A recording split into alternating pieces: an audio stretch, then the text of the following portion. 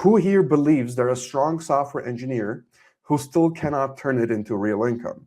What I mean by that is, who here believes they're a software engineer who can make a lot more money than they're currently making, depending on their skills, okay?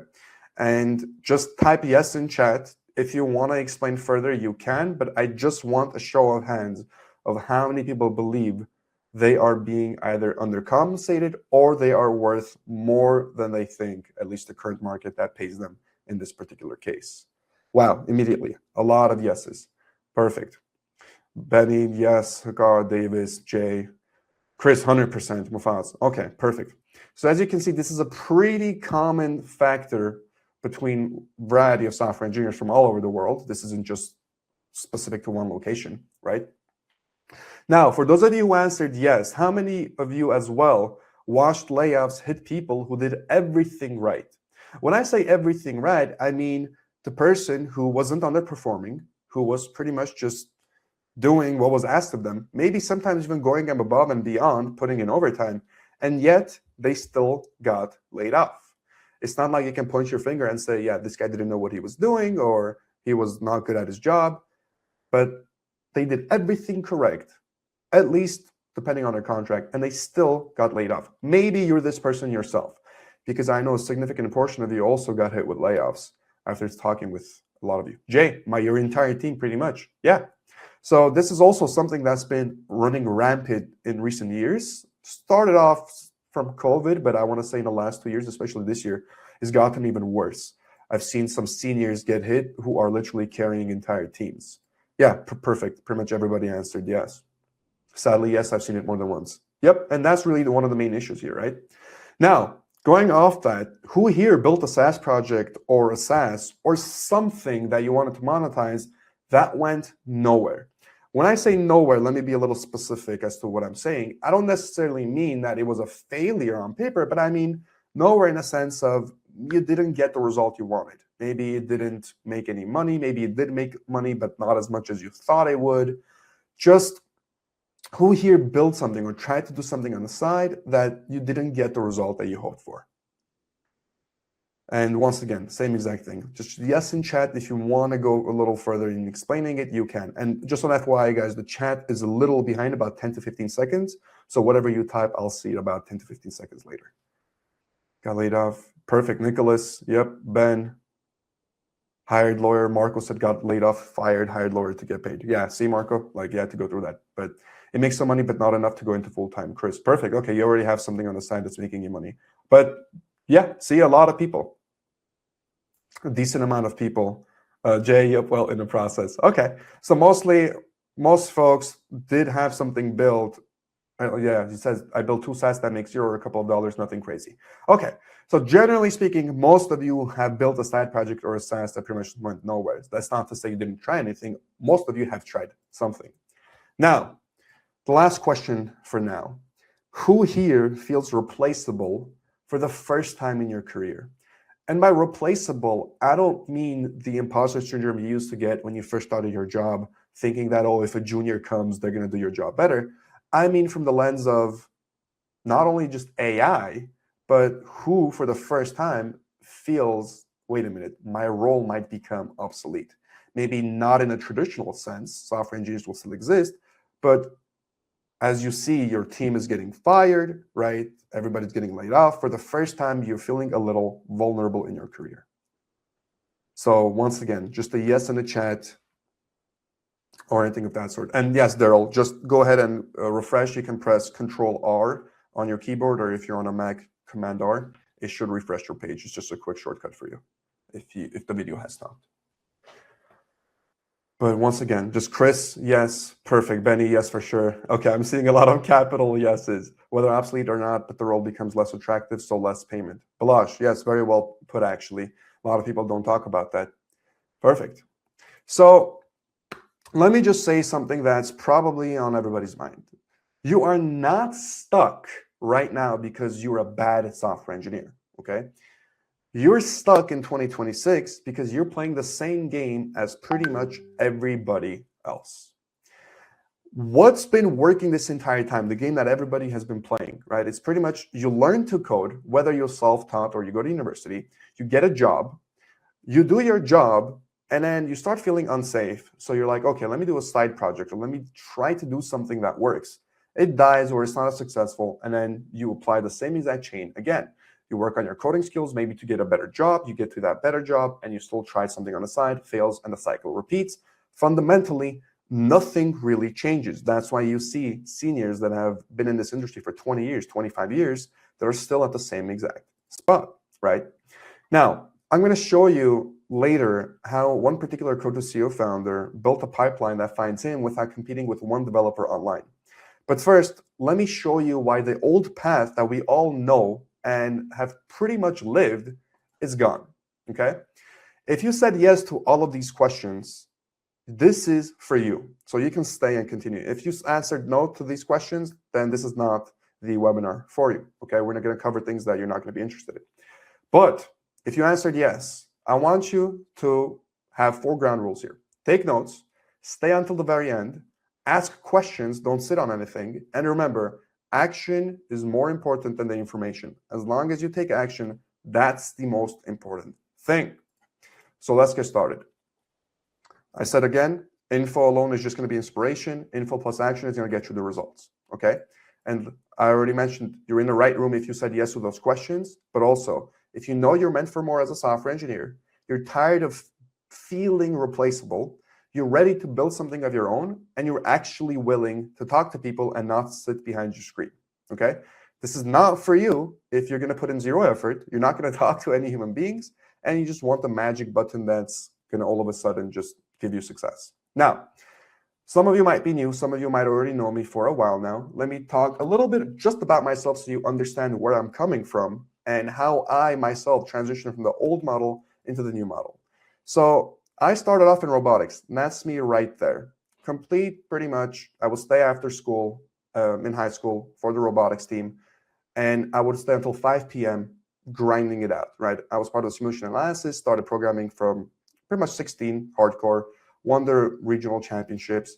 And from then on, when I went to UCSD, ECE degree, electrical and computer engineering, landed my first actual 6-figure role that was being paid after my NASA internship at a consulting company making low 6 figures. 3 years, I made manager, taking home about, this was pretty much my take home for 2 weeks of pay. So you just double this, that's my monthly. And I ended up quitting and building AB Analytics, which is currently what I run to this day. And what I'm about to teach you is proven to work, not only for myself, because I know it can feel like, okay, you did it, you had different circumstances, but what I'm going to be talking about has worked for countless other people, and I'll get into that. But the number one thing that I really want you to take away from this particular thing is this isn't just about necessarily the money. This isn't just about solving bigger problems. This is fundamentally about your freedom as a software engineer and allowing yourself to not only do more than you're currently capable of, but it's also to have the life. It's sort of like the saying, you can have your cake and eat it too, if you guys are familiar with the English idiom of that. But the entire point that I'm trying to portray here is all of this is within reach for every single one of you, and there is a path to get there. So let's talk about that particular path. Now, another thing, very recently, about 3 days ago, I became a cloud ambassador for the LA location for developers and startups.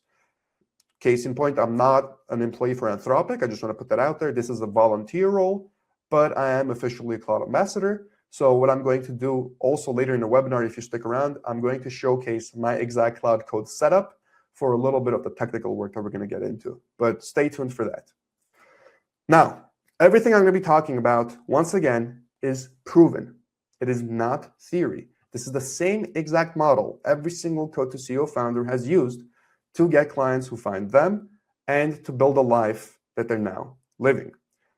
And I'm going to go through each example so you understand where each person came from. Damir, okay, senior engineer, Bay Area, family, kids, so a lot of responsibility, coming from a 9-to-5 environment with no business experience whatsoever. And within pretty much, I want to say, a year, he achieved complete freedom in the sense of multi-5-figure engagement. Now they're in talks with even bigger companies. And his particular thing was an AI call center for construction company. But under a year, he was able to achieve that exact life that many people think it's going to take them 20 to 25 years until they get to retirement to be able to achieve, right?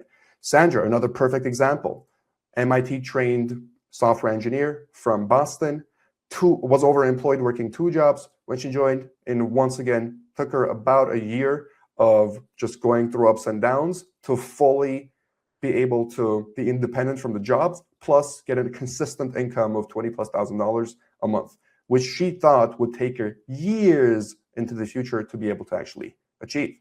Paul, another great example, made more money in January and February of 2026 than he did at his 9 to 5 in the previous year of 2025. And once again, same exact thing, family man with a lot of responsibilities, kids and all these things. So there's no real excuse when it comes to, oh, I don't have the time or I don't have this. Most of these individuals come from very similar backgrounds to you, right?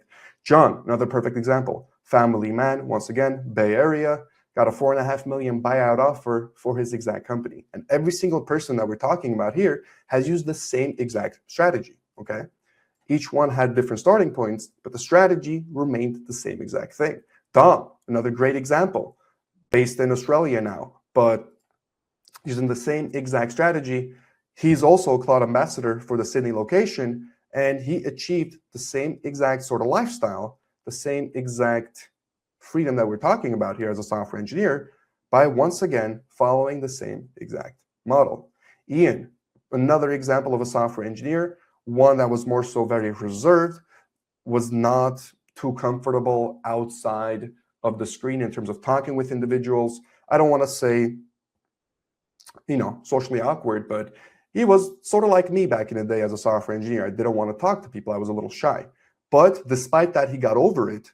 And once again, landed a $10,000 prepaid pilot, where a lot of people say, how do you build software when they pay you without having to show for it? He's a perfect example of that. First ever thing, followed the same exact model, got it. And the point I'm trying to make here, every single Code to CEO founder that you see did this exact thing, okay? Now, before this works, you do need one particular thing, and that is a problem that you can solve for a real business. Now, business here, you can replace this with a person if you wish to, but the main thing that we're trying to get at is this, a problem that you can solve, okay? So let's get straight into it. First and foremost, let's talk about the Great Reset. A lot of you are wondering, okay, what is this model, Bago? But before we talk about the model, let me first explain why the old method is not going to work anymore, no matter who you are, okay? I know that sounds like a crazy claim, but let me talk about it. The plan was simple back in the day, climb the corporate ladder and retire safe. But that ladder right now has lost its bottom rungs. It just doesn't make sense anymore. If you take a look at the developers, age 22 to 25, so the juniors getting into the actual workforce, they have over a 20% extra unemployment rate versus the 2022 peak, okay? Meaning juniors are not able to find jobs. If you do not have juniors finding jobs, who's going to replace the seniors in 5 to 10 years from now, okay? There is going to be a very big effect with what's happening right now that we're going to see in 5 to 10 years. Furthermore, the thought of, oh, if you just do good work, you'll be taken care of by your company. They're not going to fire you. Well, that's not necessarily true. A lot of you answered. You can make millions for them. You're going to keep a sliver of those millions, and down the line, you can still get laid off. Nobody's going to particularly care about you in that aspect. So if the ladder is gone, you have to build your own ladder. But here's where almost every single software engineer goes wrong, okay? Regular businesses aren't working because everybody's trying to do the same exact thing. Every single software engineer is trying to do the same exact thing. And before I get into that, let me give you a little recap of what we just talked about. The old ladder broke. The safe path that we think is safe isn't actually safe anymore. Just look at what's happening with the juniors. You have to build your own thing. Like, you need to understand, I'm not just saying, oh, it's better to build your own thing. You were now at a point where you have to build your own thing if you want to somewhat guarantee your future 5 to 10 years from now, right? But the obvious thing to build is also a very big trap. 99% of software engineers take this trap. They're going to take this path, and almost none of them make it, okay? Now, what is this trap? Well, it's the default path that most software engineers take, and this is the same exact path that I took initially that led to pretty much months of wasted effort. When a developer decides to build, what do? They all decide to build the same thing, a SaaS product. And it's the reflex, it's the default. It makes complete sense. You're a software engineer, you code for a living. It's like breathing air, right? It's very natural to you. However, 99.99999% of software that's being built ends up failing. A lot of you answered. You had a few side projects you've done. Maybe you made a little bit of money, not enough to replace. Maybe you made no money at all. However, for the most part, solo SaaS built by software engineers do not succeed because they are being built for an audience that is already drowning in clones, okay? Just take a look at, objectively speaking, the amount of AI slop vibe-coded software that's out there currently not making money. Sure, you can point to the Cal AIs, you can point to the very particular cases, but that's literally picking a needle out of a haystack, right? And this isn't just bad luck that your software doesn't end up working out. It's actually a combination of three things every single time. First and foremost, saturation. Then we have the trust ceiling, then the maintenance trap, and that's how you end up with a dead SaaS. Now let's get into what each of these actually means. Saturations. Now, most engineers actually build for other software engineers. This is why everybody loses. If you take a look at Y Combinator, a lot of the startups are pretty much feeding other startups. It's a cyclical loop, right? And you and every other dev are crowding the same exact corner of the internet because chances are you and every other dev is also consuming the same exact content, the same exact information from the same exact sources, right? So a lot of the times you'll hear people say, oh, if you can describe your customer in one tweet, that's amazing. Well, if you can do it, so can 10,000 other people, right? And keep in mind, the thing with competition, I just want to talk about a little bit of the saturation point here. It's not that you can't succeed when everything's saturated. You most definitely can. But case in point here is you are not all seasoned businessmen, right? You are just starting off in this. Now, if I go back, can I succeed in a saturated market? Yes. But if I started from complete scratch, could I succeed in a saturated market? No way. I don't know the marketing, I don't know the sales, I don't know how the business operates.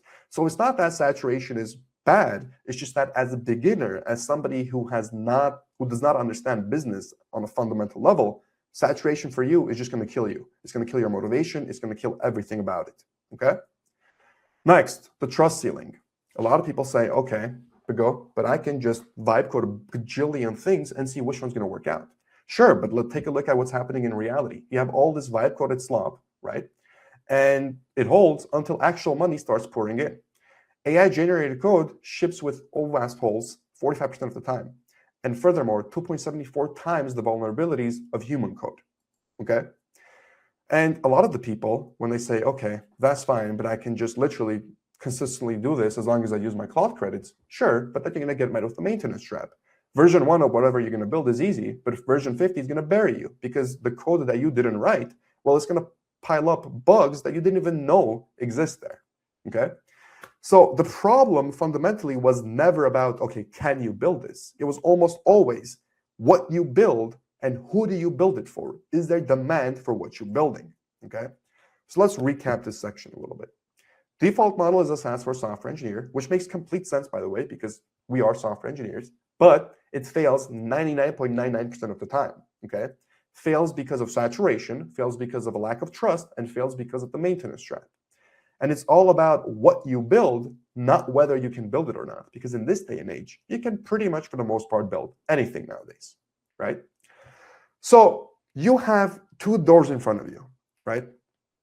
Let's discuss now why the safe one is going to be the biggest risk of them all. Stay with me here. Now, the two doors are as follows. You stay an employee, a 9 to 5, maybe get a different gig, do your own thing, or you decide to build your own thing. 15, 20 years from now, if you take a look at this, you might argue and say building your own thing is the riskier option here. Nowadays, in 2026, the riskier option is staying an employee. The safe door is not safe anymore. It is literally the biggest risk that you can take. You have one employer, one signature, one email.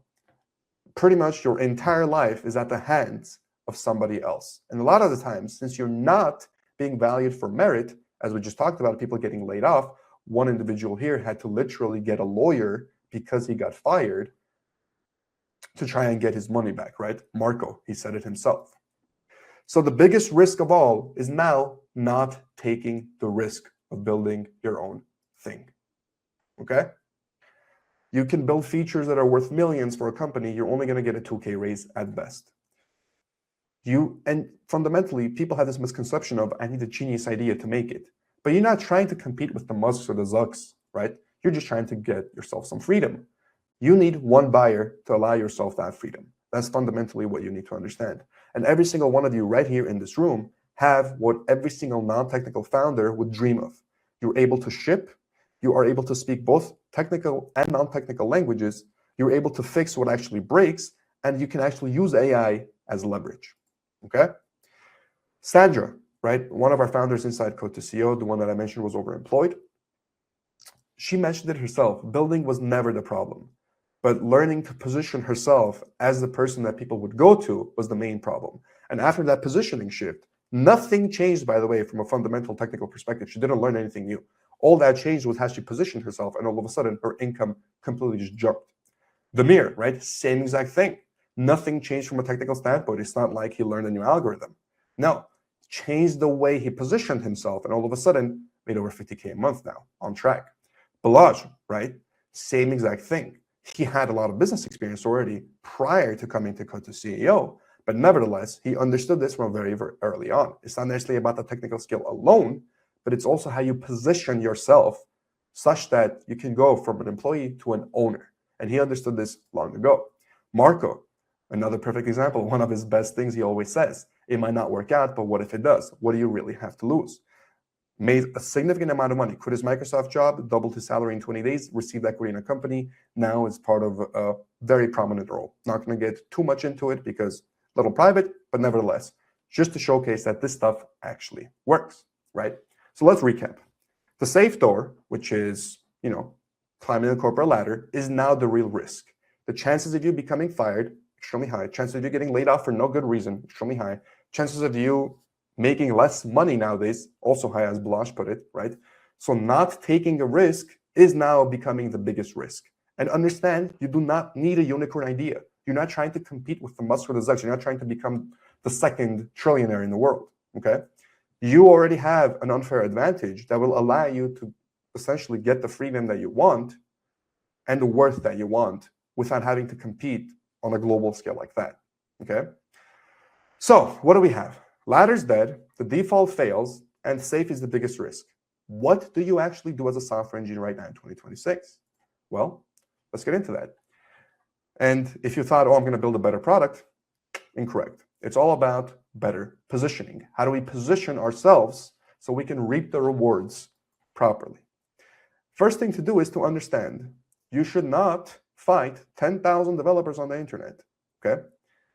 We need to go to a place where the competition is zero. If everybody's fighting on the internet, there's no point in us being there.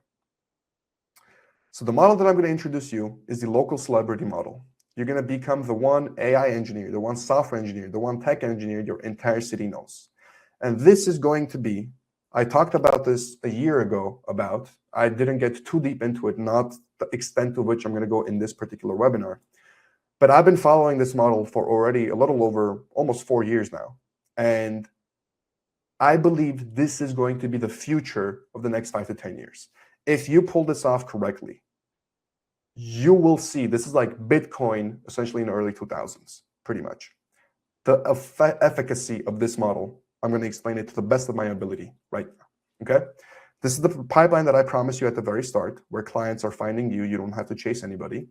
And this is what you're going to get, right? You're going to have like Dom, right? Just on a flight, landing a client, people hitting him up. And we're going to call this the local celebrity. So let's talk about what the local celebrity model is, how you capitalize on it, and what it actually entails. First things first, when it comes to clients, right? Because that's how you're going to make money from other people. Not all methods are created equal. At the bottom tier, you're going to have Upwork and Fiverr, where you're pretty much competing with million other developers from all over the world, right? Then you're going to get into cold email. You'll see a lot of people posting cold outreach or cold email content out there. Then you'll get into referrals, partnerships, and maybe organic content that people tell you to post. But at the very top sits what I call the local celebrity model, okay?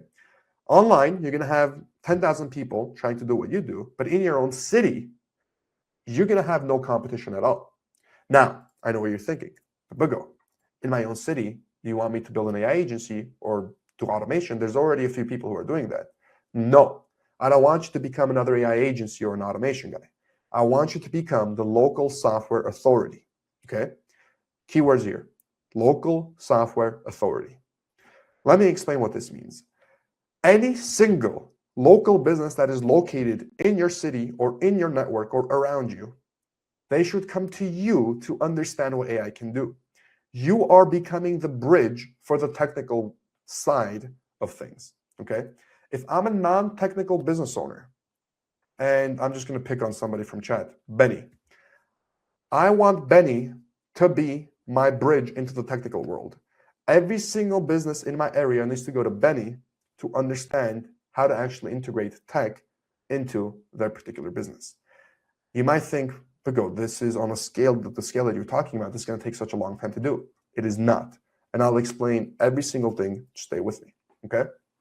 First, one of the biggest objections is, oh, local businesses are the worst clients. They're not. Local businesses are actually one of the best clients that you can get. There's no IT team. There's usually one or two decision makers. The budget is ready, and they trust somebody else who's going to be local, right? Your first thing might be, oh, but I'm in a country where we don't have a lot of money or where the local businesses aren't going to be fit. Keep in mind, it's adjusted for where you're living, right? Sure, you might want a US client if you're, let's say, working from Asia, somewhere in Asia. But if you still get a client that's located in Asia, there's still money there. You just have to look. And I'm going to give you an example of this from somebody that was actually located in Bangalore, India, later on, okay? Now, understand on a local landscape, in the US at least alone, 9 in 100 local businesses, quote unquote, use AI. But if you actually take a look at how they're using it, they literally have a free ChatGPT subscription that they're using. This is what it means use AI. The other 91 do not know that they're behind, and they don't even know who to call. So most might know they're behind, but they're not going to know who to call. And the ones that don't know they're behind, is still up to you to actually go out and take advantage of that. So let's talk about that. You have 33 million businesses in the US alone, okay? Most of them don't have an IT team because they're not even thinking about that.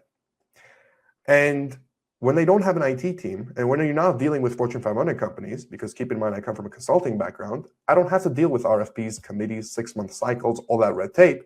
All I really need is a handshake, a signed contract, and a yes. And I can send them an invoice and I can get started immediately, right? And boring is where the money actually lives on the local landscape. Let me give you guys a few examples from my own for Maybe Analytics. One of the first few projects that we did when we first started off, just so you understand what it means on a local level. Now, obviously, we work with a lot bigger companies now, but when we started off, I'll essentially drive you through some of the businesses we worked with. One of our very first businesses was a bakery, father and son bakery, located in Hollywood. All we really did for them is they were making way too many pastries and breads, and by the end of the day, they had to throw them out. We literally just helped them implement real-time analytics to optimize their stock levels and reduce waste for them. Very simple from a technical perspective, but obviously, a bakery owner, a baker, is not going to have any technical knowledge of this whatsoever, and you're not going to expect them to. Like, they're good at what they're doing, baking pastries. You don't want your pastry maker to know tech, because then that means he's not going to be able to bake stuff very well, right? This is where you come in. There is so much opportunity out there in your local area that nobody is even paying attention to. Another great example, construction. I'm going to bring up the example with roofing here currently, right? We have helped so many roofing companies in our area just implement very simple AI-based project forecasting, real-time supply chain tracking, and cost modeling to optimize timelines and reduce waste, right? Even just from the fact of sourcing suppliers and getting cheaper material that's still the same quality, right? This is just for roofing, but so many other things. You saw Demir with the construction example as well. But a lot of blue-collared businesses in your area are struggling heavily from literally the most mundane things. If you take a look at it from a technical perspective, you're gonna think it's absurd. How are these people still not solving this? But you have to understand, they don't think like you. They're not in a technical world. They're in their world. Just like how you have no clue what they do, they're going to have no clue what you do. But the actual point here is you guys combine. You help them. You become that bridge, okay? Another one, a lot of you might have started seeing this, but rideshare-based ad technology. Whenever you're sitting in an Uber or something, there's a screen and it's running ads. There was a company that started doing this here in LA a few years ago, and we essentially helped them get started with it, right? Once again, a very specific example on a local level that nobody else, I didn't have any competition on this. I was the only software engineer that was actually going to do this for them. There was nobody else. And they didn't even know any other software engineers because nobody's going to go and pitch them this either, okay? So understand that you're going to be able to walk into a room as the only developer. And this is a monopoly. This is what a monopoly is called. When you have access to all the resources, you're running the entire thing yourself. There's no competition to you, at least not directly, okay? Paul, another amazing example of this. He's the only developer in the room that he walked into every single time because of the area that he's at.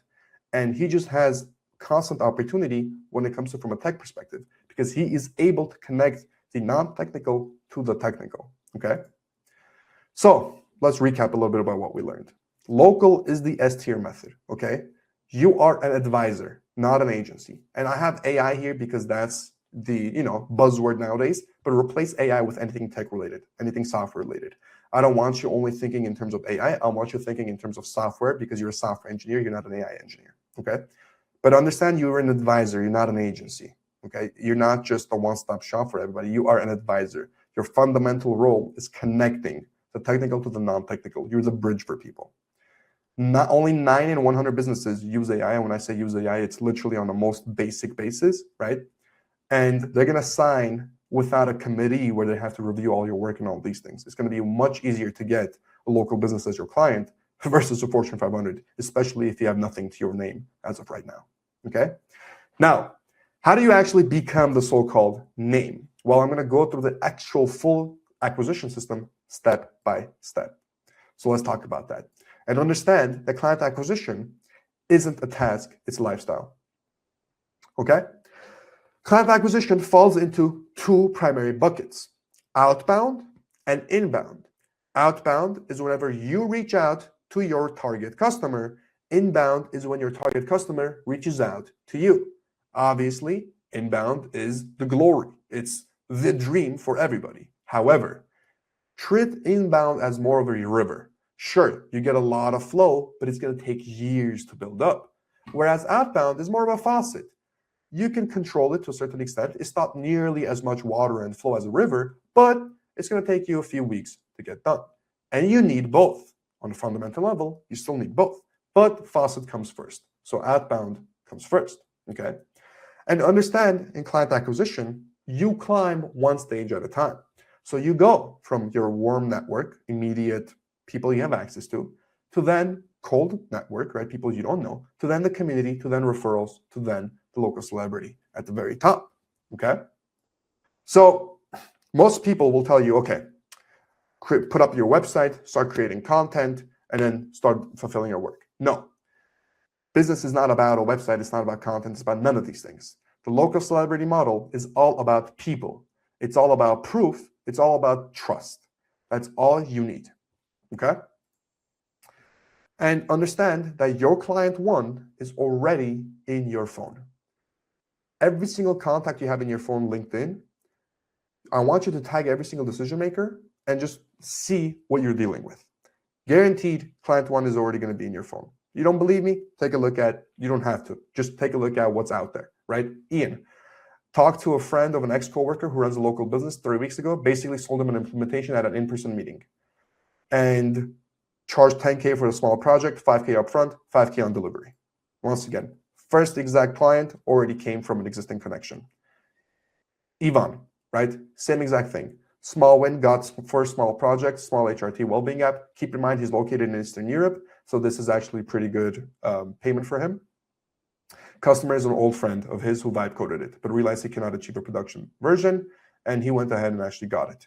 Once again, first client came from immediate network. Thufik just had his first win, closed a client to build a website for 1K. There's also a phase 2, and he got a lot more to do. So if it performs well on this, that 1K is going to turn into a lot more money, right? Located in Bangalore, India.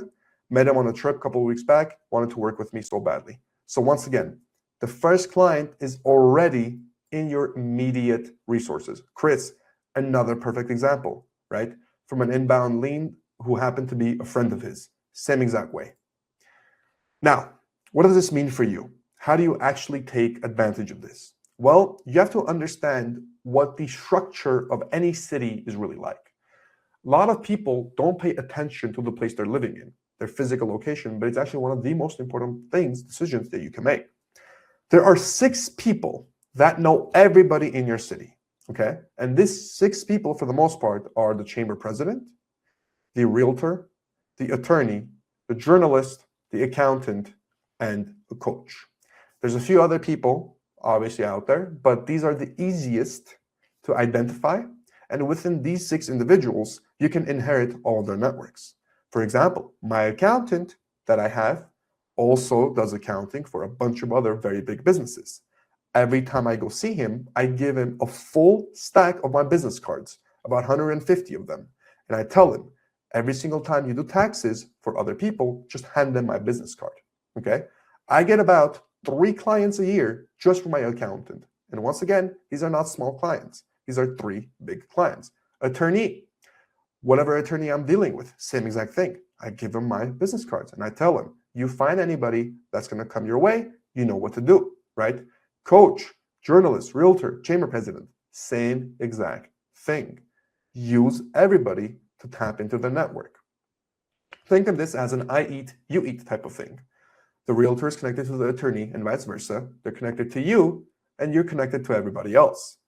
3 to 5 complementary pros who send each other work. So you want to be on that list. Similarly, if you're working with an existing business that needs an accountant, you already know where you can point them to as well, okay? Now, how do you go about this? How do you just go and meet these people? Well, chances are most of these individuals are actually going to be in your chamber of commerce located in your city. And your chamber most likely meets actually this week. So you can go and check out the calendar and see where they're going to meet, but you can go and get client 1 from there. Join, sign up. You're most likely going to be the only technical individual in that room. Now, the only caveat is if you're located from, let's say, in New York or LA or Bay Area, and I'm located in LA, and I can tell you, even if there's other individuals, other tech people here, there's still so many people in these big cities that it's not going to matter to you. You can literally just off of one zip code in one of these big cities, make all the money you ever need to make, okay? Joey, perfect example of this, actually located down here in Southern California, went to a tea shop for around a month, once a week, that was run by the tea shop owner. Introduced himself as a software engineer, positioned himself as the authority in that landscape, and already got a client, $5K plus $150 a month retainer. And he's going to get a lot more from that after the fact, okay? Now, another thing, BNI, Business Network International. It's sort of like a referral group that's also available to you in your local landscape. One seat per profession, yours is most likely going to be relatively empty. There's not going to be too many developers or any IT-oriented people that are going to be joining a BNI because most don't even know about it. So weekly meetings, referral focused, you'll be able to get a decent amount of money from it. The average member closes about $63,000 worth of extra referrals per year, okay? So the entire point that I'm trying to make here is you need to go where your clients already gather.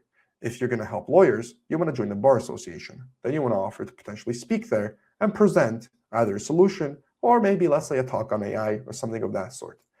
We are trying to position ourselves as the authority in everything that we do, right? Another thing, a lot of the business owners that I'm talking about are going to be at the nice gyms because successful people, right, they want to take care of themselves because they understand health is number 1, and they're going to be going to the nice gyms. So what you can do is if you go to these nice gyms just like them, you're going to see the same faces, you're going to have conversations, and they're going to become a part of your network as well.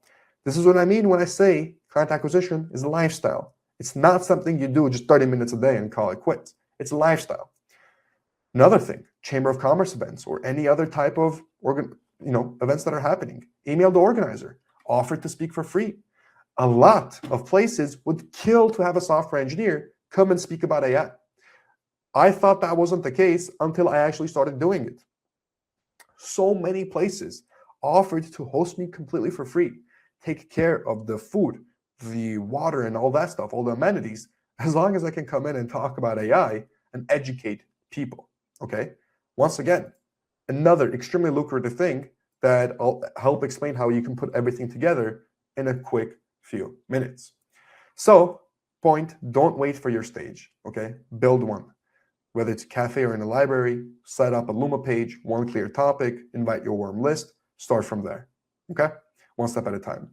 And it's not too difficult to run these. 70% value, 20% proof, 10% offer. Even if you have 30 people coming in, as long as you get 3 clients from that, which is very doable, you're more than golden, okay? And my point I'm trying to make, your first workshop doesn't need to be perfect. It just needs to happen, okay? That's how you create your name on an actual local level. Take a look at Dom. Hosted the first in-person training, right? 3-hour workshop for 3, maybe 4 people, charged 2,600 Australian dollars. Blue-collar construction work recruiter, okay? And he went on to make a lot more based on other workshops that he ended up doing, right? And everything that I'm talking about here, right? I mentioned a bunch of different things. Every method feeds into the next. The chamber you go to, that you talk at, the BNI you go to and you talk at, the workshop that you hold yourself, the partnerships you have with everybody else, the speaking your own events that you do, the other people, work people you talk with, everything feeds into your pipeline, okay? So understand, client acquisition isn't the task, it's who you are. You don't just wake up in the morning and do outreach for an hour by sending cold emails and call it quits. No, you gather clients based on your lifestyle and where you live. And it's very actually easy to do so if you get accustomed to it. Joey, right? The example that I gave. First time, his words exactly. From the first time I met him and I said I was a software engineer, he wanted me to build him something to help him save time. The lifestyle paid off. All he had to do was go to a tea shop once a week for a month, 4 times, about 30 minutes, an hour of each time. If he's going to go there anyways to grab a drink or something like that, ends up getting a client from it. And now the referral is going to lead him to get more clients, and his reputation is going to compound. The point I want to make here is you guys spent, for the most part, right, at least 40 hours a week in your 9 to 5 for how many years? 5 years, 10 years, 15, some of you coming up on 20 years. Imagine the same compounding effort if you apply this strategy over the course of a few months, potentially 1 to 3 years. If you give yourself that time to build it for the next year, 2 year, or 3 year. Nate, 20 plus years. Imagine if you just did, I'm not even saying too much, 1/10 of the work you did for your 9 to 5, just in this context. How much more leverage would you have now, right? So that's really the point here. If you have that one case study, you get that one client, it opens door for you from very early on, right? And it allows you to completely just snowball. A lot of people will say, oh, post first, build in public. No, proof first, and then you can post second. Notice how I'm not saying don't go out and post content. You can most definitely still do that. I would be a hypocrite if I said don't, because I'm also posting content. But get your proof first. Set yourself up as the local authority, and then start posting the content from all the wins that you're getting to feed back into and of itself. Once again, this isn't a get-rich-quick scheme, guys. What you're trying to do here, you're building something for the next 1 to 3 years that is going to guarantee you what you thought would take you at least 20, 25 years to set up, okay? So let's recap this a bit. We had the outbound and inbound, right? Faucet, and then we get into the river. We had the warm list and the referrals, which we need to rely on initially.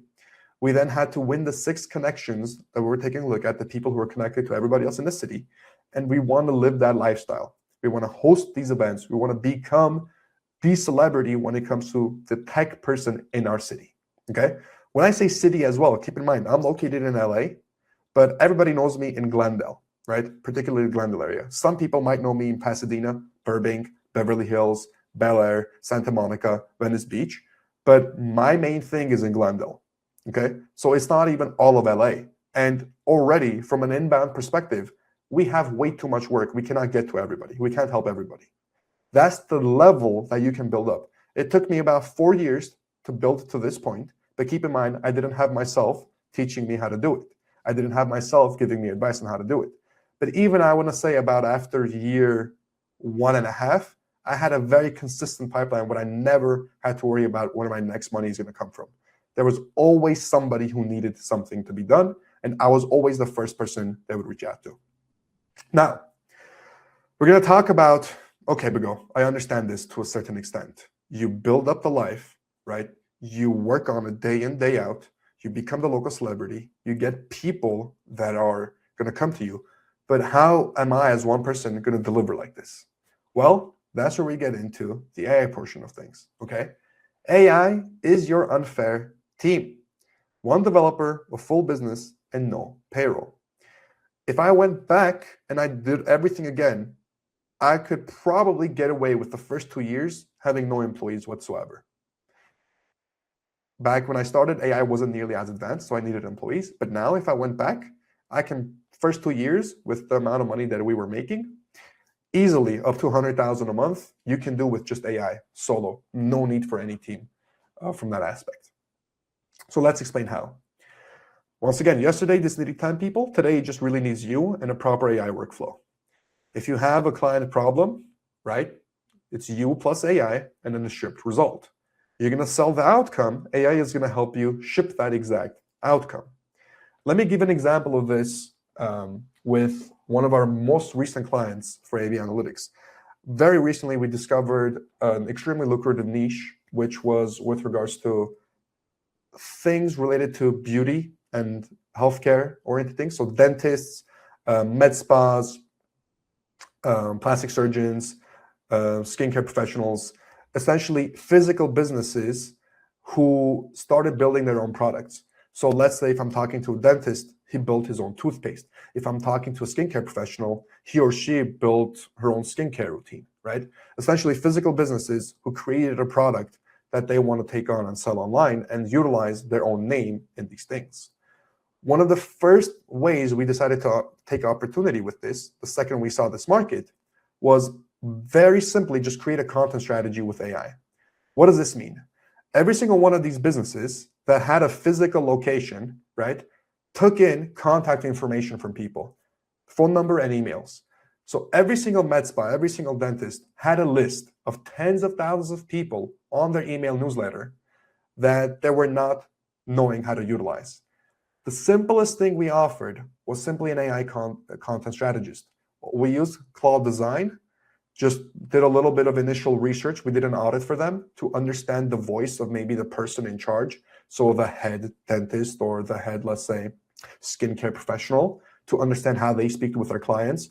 We recorded some of their client interactions to understand how they deal with certain questions, uploaded that over to Claude, created a voice profile, and simply using Claude Design, created content strategy strictly for newsletters.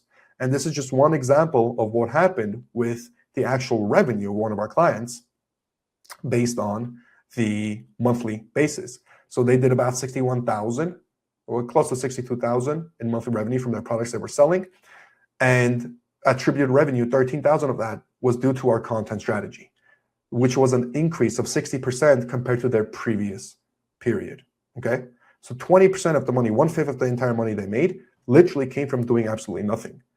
It was all done through Claude AI implementation. As to how much work we put in initially, obviously we needed to know what we do and how much work we put in, right? It's not like it was just free-willy. I don't want to oversimplify it. However, majority of our work came initially from the audit that we did, from the way we handled the initial interaction, right? Took us about, I want to say, roughly 40 hours of man work. So 40 man hours, which is roughly equals to about a week. And the rest was simply done through AI. So this is exactly what I'm talking about. There's countless other opportunities right now available to you as well. Keep in mind, if I only had this one particular client, I can make a living off this, right? I take a portion of that. I can make a living off this very easily. If I had only even just one client. The point is you can have a multitude of clients like these paying you absurd amount of money to get this done, right? Because this is worth it for them to a crazy extent, okay? So let's understand what's happening here.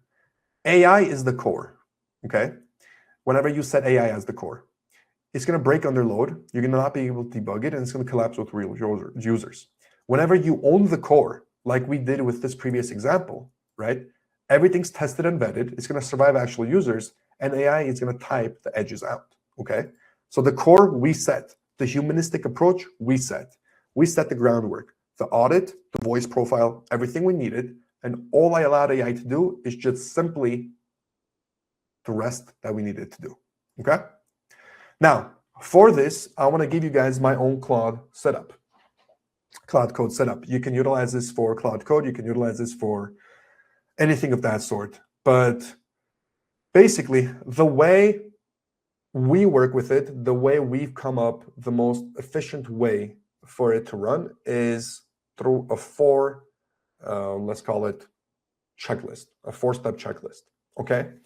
First thing you want to do is define a very particular objective signal that proves whatever you gave it is finished.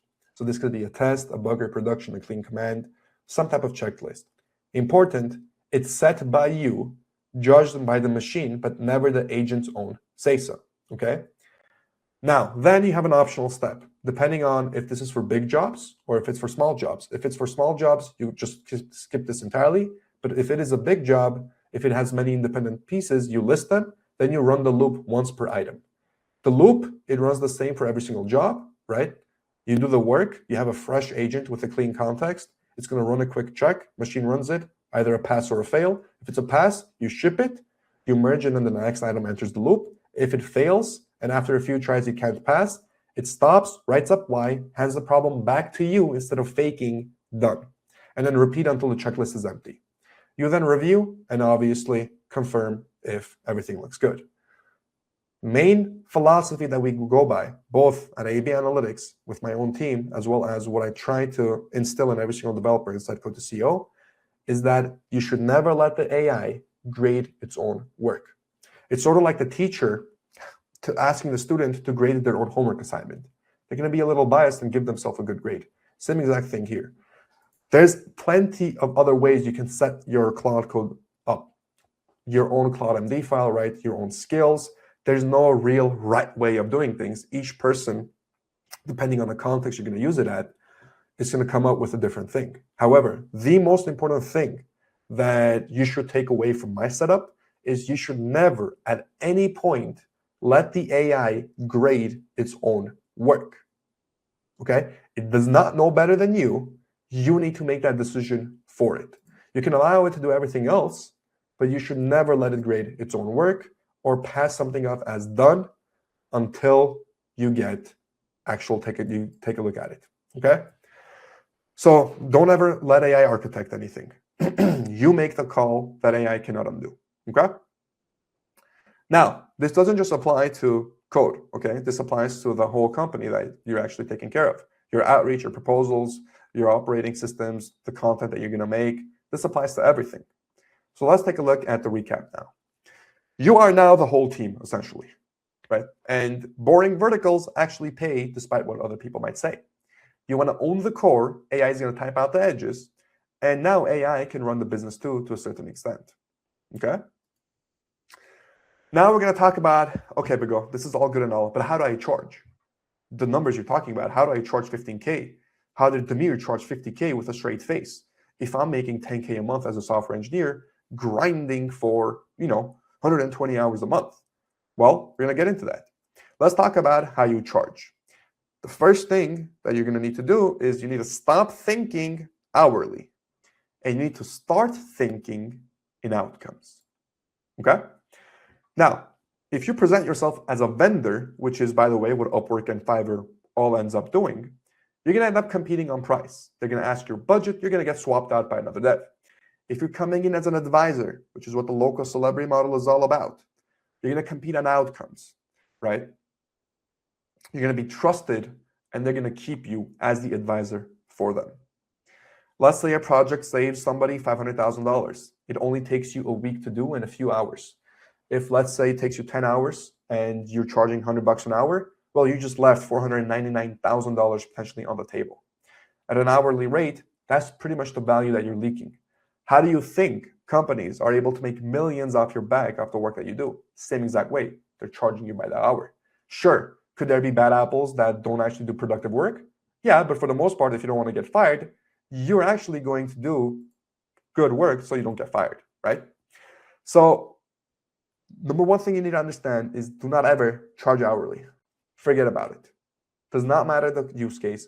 Don't ever think hourly when it comes to charging, okay? Your fee is always a fraction of the value you create. That is how you want to save. That is how you want to take a look at things. Let's say you have a setup fee versus annual value, Okay, you want to price by the value, not by the hour. If you save somebody $30,000 a year, it would be fair to charge them $3,000 upfront for it. Could be $5,000, could be $6,000. You might say, Bigo, why not $10,000? You can. That's where the sales aspect comes into it. Okay, the better salesman you are, the closer you can get to this figure to justify it for the client. The worse salesman you are, the lower you're going to get. However, the important thing here is not to charge by the hour. Okay. Keep in mind, the better you get at business, the more you're going to be able to push that number. So if I were to kind of place this on the ladder, there's really 3 steps to it. It's going to come up by a discovery call. You're going to find a problem worth solving. Okay. You're then most likely going to get a paid pilot. It's going to be a scoped engagement of some sort. You're then going to get into a retainer basis, so an ongoing advisor relationship. Okay. But before you package, you're going to need proof. So if you have 2 to 3 completed projects or a case study with a real number, that's all you really need to move on to the next phase, okay? And you don't want to productize on day one. You want to package what is validated. Whenever pricing comes up at all, you never want to lower your number. You want to restructure the deal. 10,000 is too expensive. Not a problem. We can do split payments. We can reduce scope and then have a phase 2 later on. You can offer a pilot, but don't offer a discount because once again, you're not basing it off an hourly basis. If the value you create is there, never offer a discount. It looks bad to the other person, okay? So let's recap this. Pricing like an advisor, right? Killing the hourly rate. We want to earn proof before the packaging. And if pricing ever comes up, we want to try to restructure it, never give discounts freely-nilly, okay? Now, what does your first 90 days look like now with this new model? Let's take a look at it step by step, okay? Exactly what to do in what order starting tomorrow. So understand first expectations. What can we expect? Bigo, how quickly can I make money? You guys saw a lot of the testimonials from our founders inside Code to CEO. A lot of them got there in under a year. Some of them got there within a few months. Is this the norm? Well, it completely depends on how much work you're going to put in, right? However, what I want you to think of is just set a standard average expectation. 1 to 3 years. Year 1 is going to be a grind. By year 3, it's going to run completely without you. You're never going to have to worry about money ever again in your life. Okay? Year 1 is going to be about building trust. Year 2 is going to be about expanding your circle even further. Year 3 is going to be about having that pipeline on autopilot.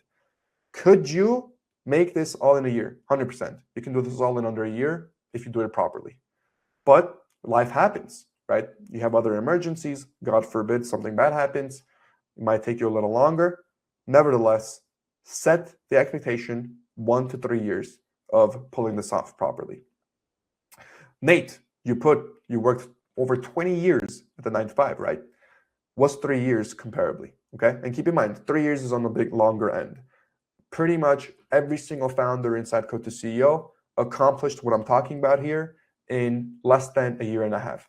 The longest somebody took to get to this particular point was a year and a half, and they had a lot of life situations that came up that literally placed them back about 6 months.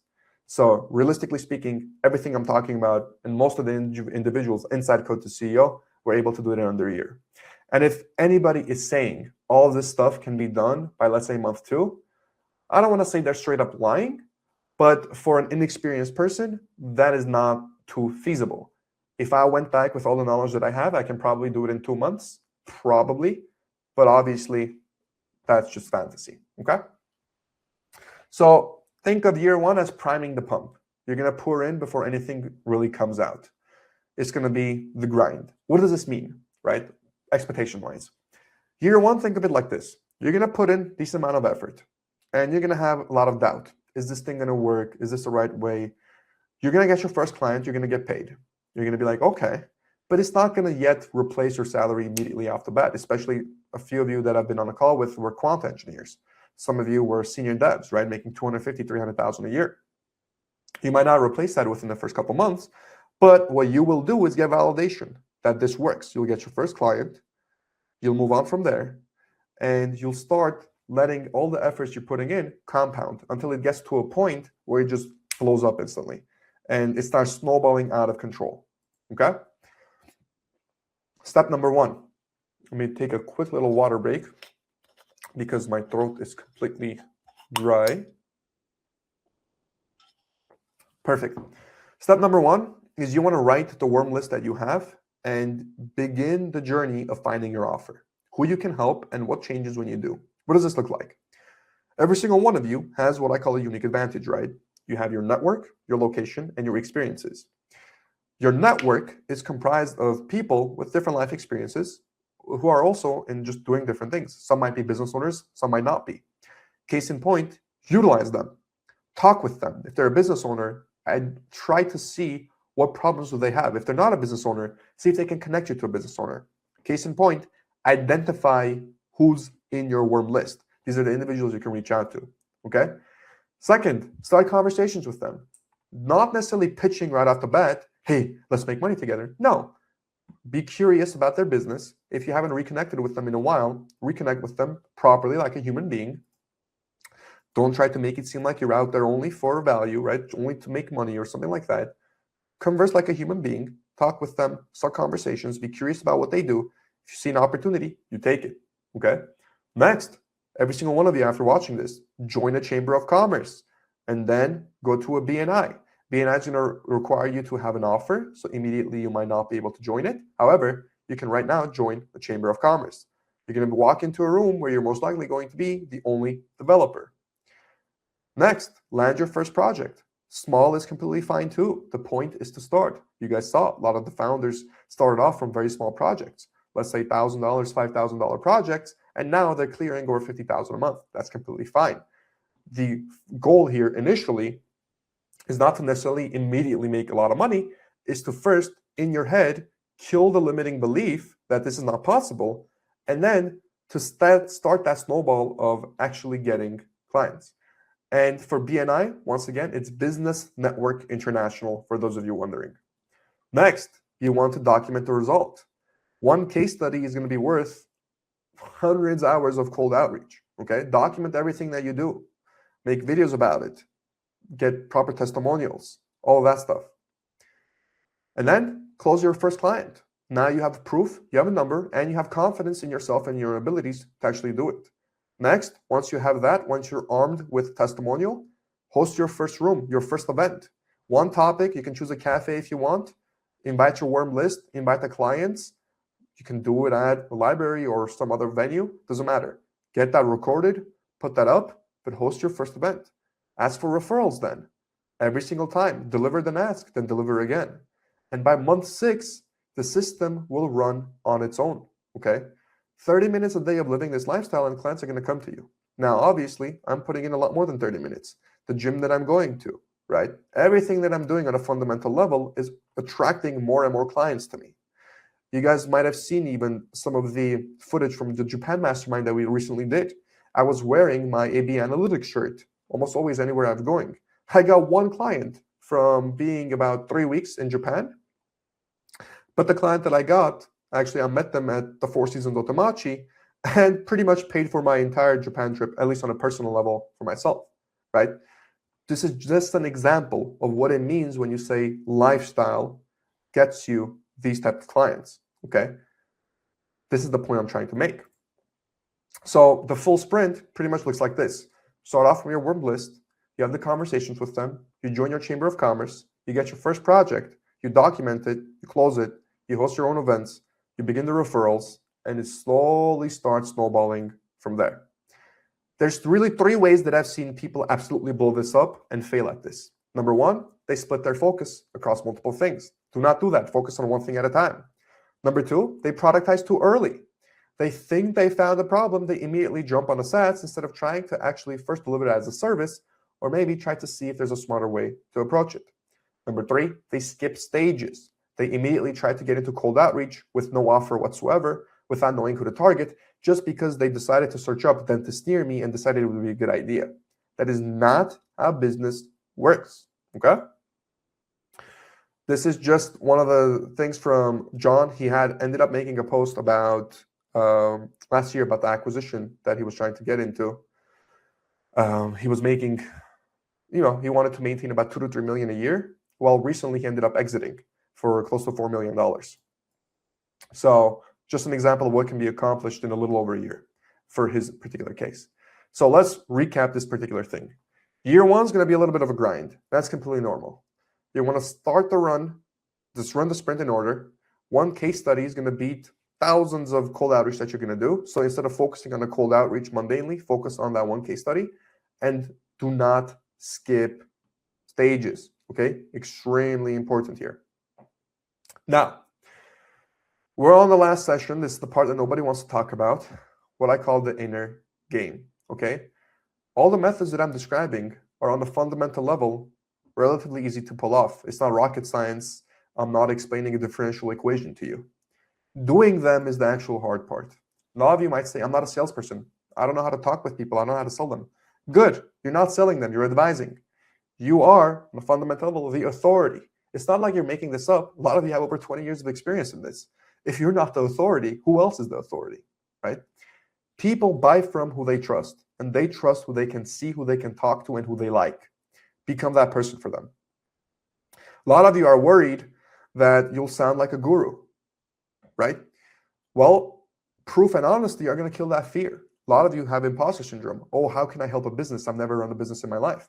Yeah, you haven't run a business in your life, but you have over 20 years of experience, over 15 years of experience, 10 years of experience doing this for some of the biggest companies in the world, right?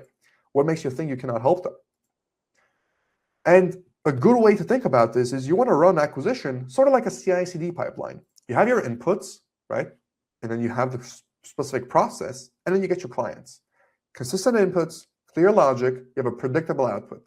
Your feelings, stay out of it, regardless of you're feeling up to it or you're not, okay? The hard part isn't the method itself. It's actually doing it daily, letting it compound. Every single founder inside Code to CEO who crossed the $50,000 a month mark said the same exact word: consistency, day in, day out, doing it. If you do the inputs, the result is almost, I don't want to say it, but guaranteed. It's automatic. The only people who do not make it are the ones who are going to quit. Sure, some people are going to take longer than others. That's just natural. It's the name of the game, law of the jungle, right? But the only people who truly don't make it are those who quit, okay? So let's recap session 9. You're advising, you're not selling. Trust comes from being seen. You want to run this like a system, and consistency is going to win, okay? Everything you need, we just talked about it, one system. And the framework that you learned, right? We talked about it. The reset, the default trap, the 2 doors that we have, the safe one and then the business one, the model, the local celebrity model, the different methods, the team, the offer, the 90 days, and then of course, the inner game. So if there's 3 actions I want you to take this week are as follows. Put down your warm list by Friday. Find your chamber of commerce and your BNI seat and join at least your chamber by Friday. And have one conversation with either somebody from chamber or somebody in your warm list by Friday. A lot of you, if you're watching this, even if you're in Europe, it's going to be evening for you. You're going to have at least 5 days to pull this off, which is more than enough time to actually go ahead and do this, okay? So your trajectory is going to be from, you're going to be grinding initially, you're going to get a little bit of traction, and then you're going to start compounding. Once again, in terms of expectations, don't view this as a get-rich-quick scheme, 1 month in, I'm done. View this as something you're building for the next 1 to 3 years. Chances are you're going to already see the results way quicker than year 1. You're going to see results about 2 to 3 months in, bare minimum. I would say for large majority of you, by month 6, you'll be able to replace your income if you do this properly.